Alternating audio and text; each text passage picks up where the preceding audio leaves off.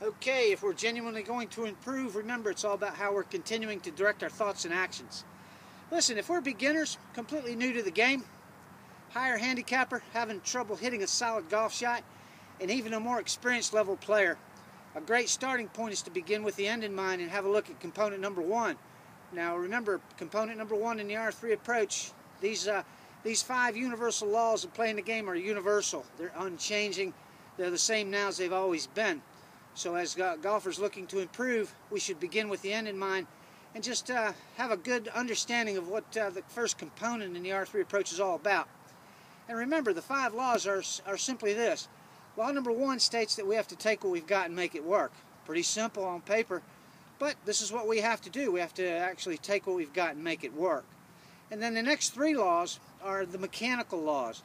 Again, these have to do with our golf club and our body. In other words, just to review those 3 laws, first one is we have to set an angle. That's the angle formed between our arms and the shaft of the club. That's our primary source of power in the swing. It creates angular momentum for us. So you got to come to understand what setting that angle is. Now, of course, our grip, aim, and setup processes will all be going. We'll be exploring that continuously. But regardless of how we're gripping the club, we have to set this angle, okay, during the swing. Then the second of the 3 mechanical laws is we're going to take that angle and we're going to move it and send it through an acceptable and repeating swing path on the way down into this 9 o'clock to 3 o'clock impact zone. So we get that good posture in the setup, set the angle, initiate the go move, bam, down through this 9 o'clock to 3 o'clock impact zone. We are delivering the club through an acceptable and repeating swing path. And then the 3rd mechanical law, the 4th of the 5 laws, has to do with the fact, it's all about facts and realities, right? Has to do with the fact that when we're swinging through this 9 to 3 impact zone, we have to release the angle. We have to get that arm rotation, we have to get that body rotation taking place so that we do unload the angular momentum that we've built up with the angle during the backswing and the initiation of our downswing, the go move. So then we have to release that angle effectively in the golf swing. And then the 5th law, and we should always, whatever skill level we are, the 5th law, the law of subtraction, simply telling us that if we're going to play our best golf and hit our best golf shots, we have to become good at really subtracting down our thinking to next to nothing when we actually make a swing, you know, for 1.5 seconds to 2 seconds, the length of time it takes to make a swing. Ideally, we're not thinking about anything. We're just getting completely in touch with feeling the swing and feeling the action of that club moving through the ball, right? So in terms of being good at the 5th law, it's all about losing the thinking and gaining the feeling. All about feeling our way around the golf course, hitting golf shots. So again, first component, good place to start in terms of beginning with the end in mind, okay? All right, so I'll keep doing good work now and enjoying our game improvement process. Okay, now if we've been doing good work and working on those 5 universal laws and we're getting the angle, the swing path, and the release action working pretty good in our swings, or at least we feel like we are, we really need some good validation. There's another fact about the game of golf, and that is feel and real are different.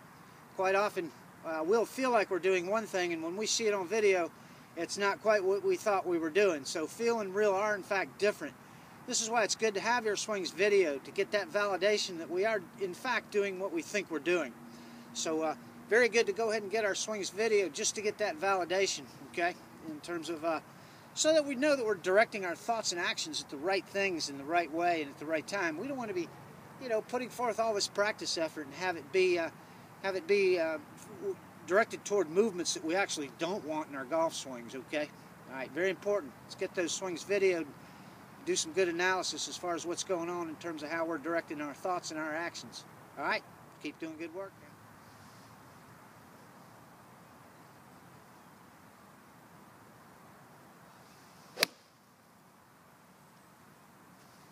Okay, now if we're continuing to do good work and we're addressing the stuff that's contained in components 1 and actually component 2 of the approach, where we're understanding that, hey, if we're genuinely going to improve, we're going to do it from different perspectives. We're going to be developing our mind, our consciousness as a golfer, raising that consciousness as a golfer. Then we're going to become more mechanically sound with how we're using the club.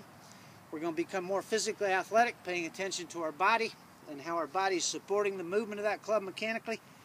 And then when we go play golf, if we're going to become better players, truly raise that level of consciousness, it's because we're becoming better tacticians on the golf course.